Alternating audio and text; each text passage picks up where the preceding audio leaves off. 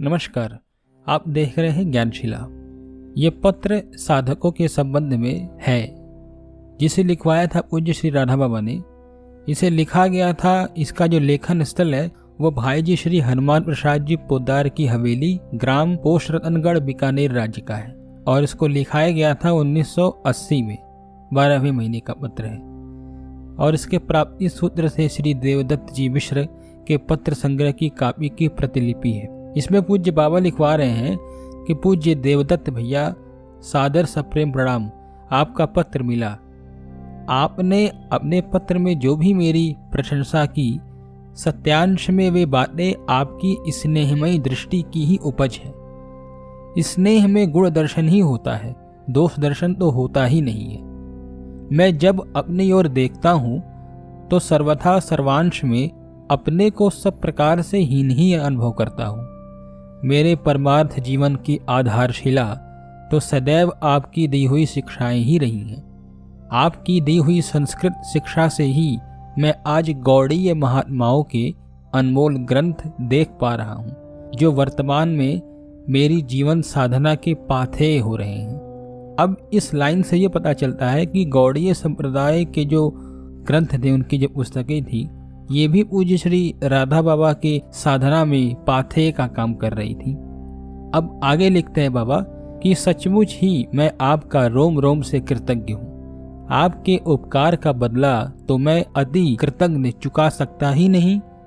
हाँ, यदि मैं मेरे आराध्य श्री राधा कृष्ण के चरणों में पूरा न्यौछावर हो सका तो वे मेरी सभी दायित्व पूर्णतया निर्वाह कर देंगे, ऐसी मेरी धारणा है।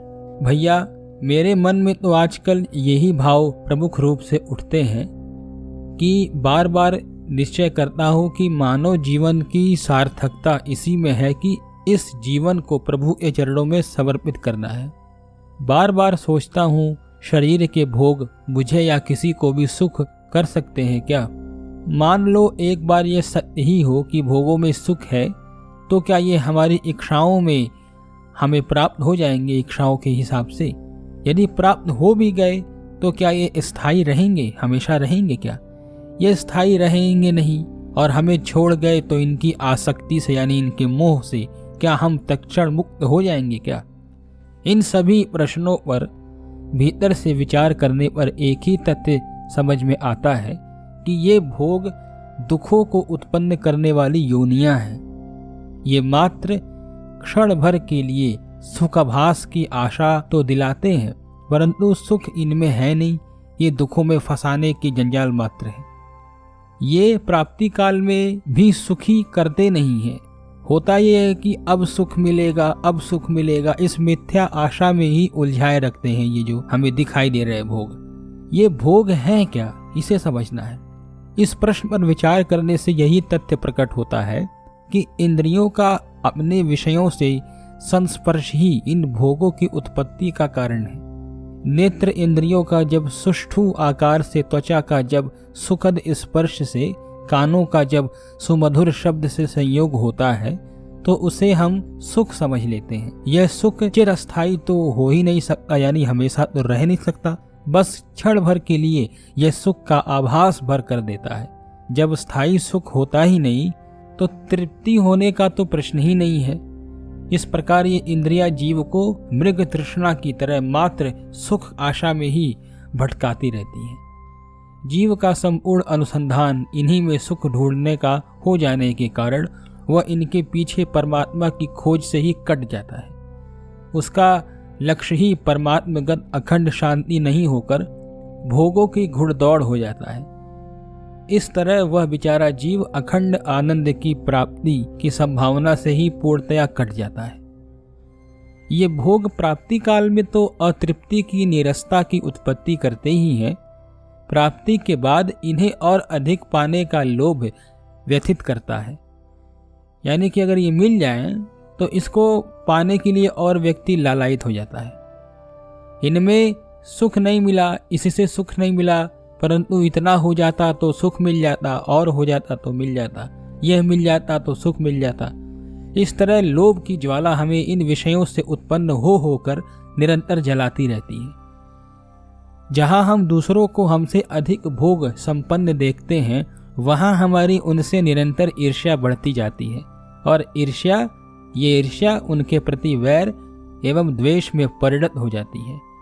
जिनमें भोग बहुलता होती है उनमें प्रभुता का मद एवं अभिमान बहुत बढ़ा रहता है, जिससे वे खुद तो दुखी रहते ही हैं, दूसरे जो भी उनके संपर्क में आते हैं उन्हें भी दुखी ही करते हैं। इन भोगियों के द्वारा संसार को अभाव, चिंता, मद, ईर्ष्या, राग, द्वेष, लोभ, मोह, काम एवं क्रोध आदि का ही दान निरंतर होता रहता है।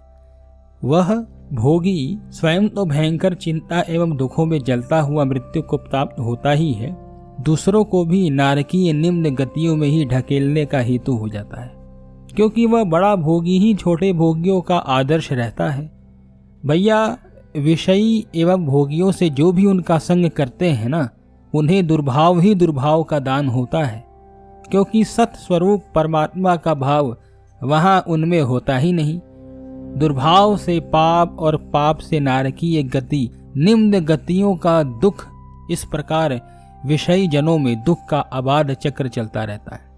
अतः भैया, मैं तो सदा यही चेष्टा करता हूँ कि इन विषयी जनों का क्षण भर के लिए भी मन से भी संग न हो और नित्य आनंदमय प्रभु की ओर ही हमारा मन निरंतर प्रवृत्त होता रहे। मनुष्य को जीवन में दो बातों का सर्वाधिक मोह होता है। जो दो साधन की गलतियां हैं, अब बाबा उनके बारे में बता रहे हैं कि मनुष्य को जीवन में दो बातों का सर्वाधिक मोह होता है।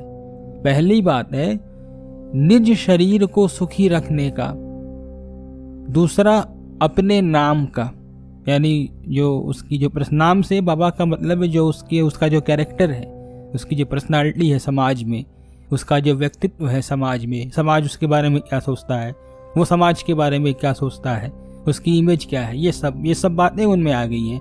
क्योंकि देखिए, संतों की बातें जो होती है ना, वो वेदों जैसी होती हैं, बड़ी गूढ़ होती हैं, उन्हें समझना पड़ता है। तो दो बातों में जो पहली बात तो बता दिया कि निज शरीर को सुखी रखने का, और दूसरा अपने नाम का। तो अपने नाम का तो सीधा सा अर्थ है कि अपने नाम की चिंता है, तो उसके केवल मान ली किसी का नाम रितेश है तो उसको उसके नाम का चिंता है, तो ऐसा नहीं है। नाम का मतलब कि उसका जो समाज में उसकी जो धाक है, उसका जो व्यक्तित्व है, उसकी चिंता।